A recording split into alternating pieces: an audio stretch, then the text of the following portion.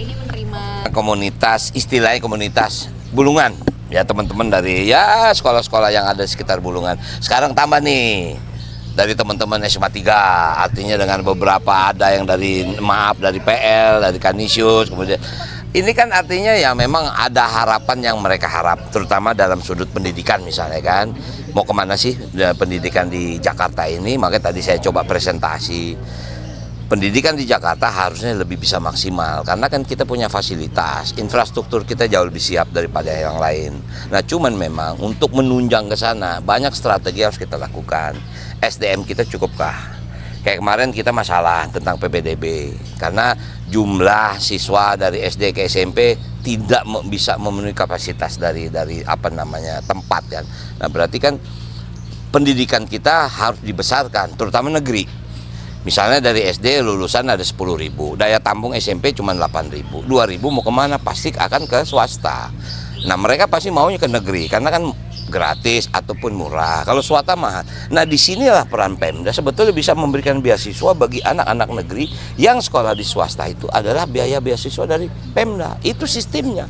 Dan itu dilakukan oleh beberapa kabupaten kota di sekitar itu biasa. Tergantung APBD-nya gede enggak. Nah kalau Jakarta kan lebih dari cukup gitu loh. Misalnya artinya itu beasiswa untuk siswa yang ke swasta, bukan menggratiskan swasta. Tidak. Karena kan daya tampung swasta juga terbatas kan. Jadi gini, tadi saya mengibaratkan, SD tadi saya bilang 10.000.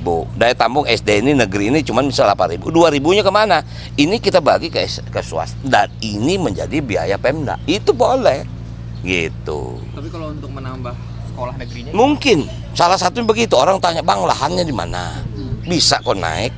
Artinya mungkin kemarin dua kelas kita naikin jadi 3 kelas. Tapi jangan terus anak-anak pakai tangga, harus pakai lift. Misalnya seperti itu kan. Artinya ada teknologi yang memang tidak bisa maaf, dulu kan dianggap eskalator mahal. Sekarang semua di jalan-jalan penyeberangan kan, JPO penyeberangan udah eskalator semua. Bahkan ada yang lift untuk teman-teman disabilitas kan. Dulu kan berpikir gitu, waduh ini listrik mahal, siapa yang bisa kok Pemda DKI gitu misalnya. Oke? Ya.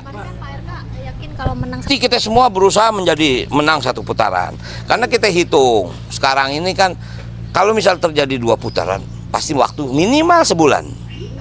Lama lagi kita kerjakan. Nah sementara kebutuhan masyarakat Jakarta, dan bukan Jakarta, ini serentak loh. Mudah-mudahan di serentak pilkada ini kalau bisa semua 1 putaran, supaya tenaga enggak habis, anggaran biaya negara juga enggak tersedot, supaya apa? Fokus kita melakukan pelayanan kepada masyarakat. Jadi semua kita akan berusaha memenangi 1 putaran. Nah inilah taktik khusus, kita nggak usah taktik, datang sendiri taktik nih. Masyarakat dukungan kita, insya Allah. Makanya saya bilang nih, saya nggak bisa lama-lama nih, habis ini gue mesti jalan nih. Nah, itu salah satu taktik. Artinya bukan taktik, Bang RK kan melakukan perjalanan yang sama. Ini udah biasa deh, kita ini kan pilkada bukan baru setahun ini, kita sudah pilkada bertahun-tahun ya. Pelatihannya udah cukup. Yang sekarang harus kita jaga, pilkada harus bahagia.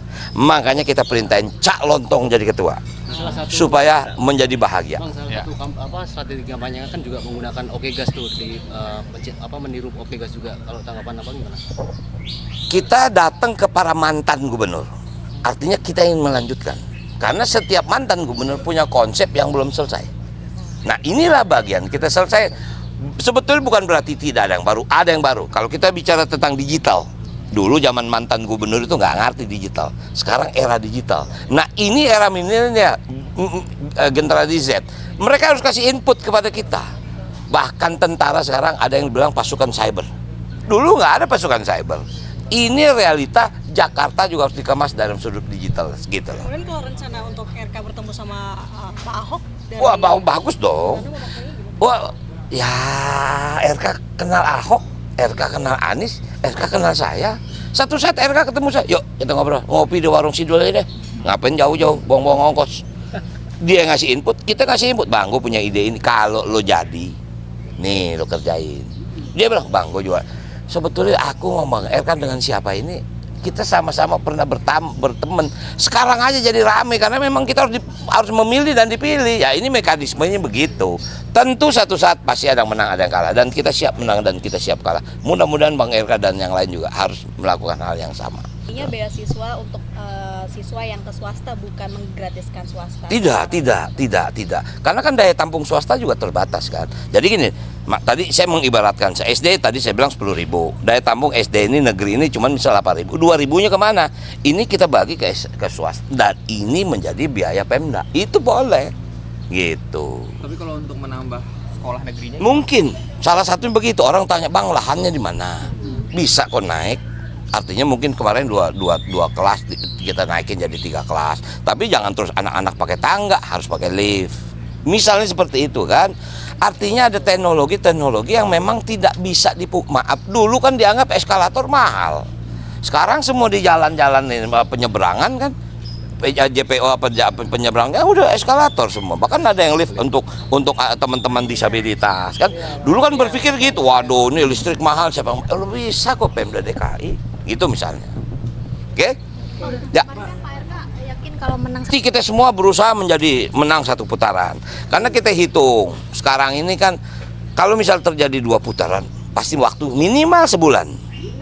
Lama lagi kita kerjakan. Nah, sementara kebutuhan masyarakat Jakarta dan bukan Jakarta, ini serentak loh. Mudah-mudahan di serentak pilkada ini kalau bisa semua satu putaran supaya tenaga enggak habis, anggaran biaya negara juga enggak tersedot, supaya apa? Fokus kita melakukan pelayanan kepada masyarakat. Jadi semua kita akan berusaha memenangi satu putaran. Nah, inilah taktik khusus, kita nggak usah taktik, datang sendiri taktik nih. Masyarakat dukungan kita, insya Allah. Makanya saya bilang nih, saya nggak bisa lama-lama nih, habis ini gue mesti jalan nih. Nah, itu salah satu taktik. Artinya bukan taktik, Bang RK kan melakukan perjalanan yang sama. Ini udah biasa deh, kita ini kan pilkada bukan baru setahun ini, kita sudah pilkada bertahun-tahun ya. Pelatihannya udah cukup. Yang sekarang harus kita jaga, pilkada harus bahagia. Makanya kita perintahin Cak Lontong jadi ketua supaya menjadi bahagia. Bang, salah satu strategi kampanye kan juga menggunakan Oke Gas tuh di meniru Oke Gas juga. Kalau tanggapan Abang gimana? Kita datang ke para mantan gubernur. Artinya kita ingin melanjutkan. Karena setiap mantan gubernur punya konsep yang belum selesai. Nah, inilah bagian kita selesai. Sebetulnya bukan berarti tidak ada yang baru, ada yang baru. Kalau kita bicara tentang digital, dulu zaman mantan gubernur itu nggak ngerti digital. Sekarang era digital. Nah, ini era milenial, generasi Z. Mereka harus kasih input kepada kita. Bahkan tentara sekarang ada yang bilang pasukan cyber. Dulu nggak ada pasukan cyber. Ini realita, Jakarta juga harus dikemas dalam sudut digital gitu loh. Kemudian kalau rencana untuk RK bertemu sama Pak Ahok dari Wah, bagus dong. Wah, ya RK kenal Ahok, RK kenal Anies, RK kenal saya. Satu saat RK ketemu saya, yuk kita ngobrol, ngopi di warung Sidul aja deh. Ngapain jauh-jauh, buang-buang ongkos. Dia ngasih input, kita ngasih input. Bang, gue punya ide ini, kalau lo jadi, nih lo kerjain. Dia bilang, Bang, gue juga.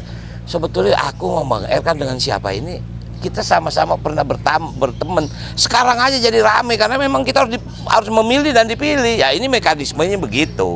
Tentu satu saat pasti ada yang menang, ada yang kalah, dan kita siap menang dan kita siap kalah. Mudah-mudahan Bang RK dan yang lain juga harus melakukan hal yang sama. Oke? Terima kasih.